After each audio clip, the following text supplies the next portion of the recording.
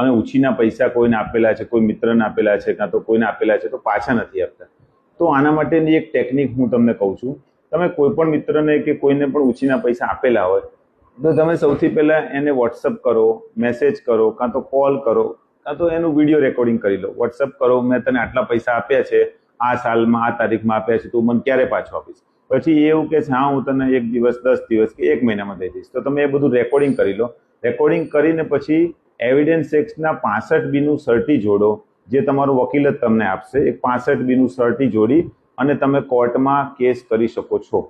જ્યારે પણ કોર્ટ માગશે તો તમારે એના ઓરિજિનલ દસ્તાવેજ, ઓરિજિનલ જે પણ વોટ્સઅપ છે, વિડીયો છે, એ તમામ કોર્ટને આપવું પડશે. 65B માં એ હોય છે કે ભાઈ જે મારી જોડે ઓરિજિનલ છે એની હું ફર્સ્ટ કોપી રજૂ કરું છું.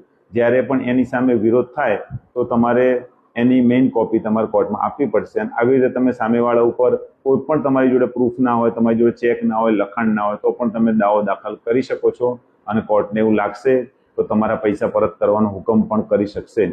આ રસપ્રદ માહિતી તમને સારી લાગી હોય તો વધુમાં વધુ શેર કરો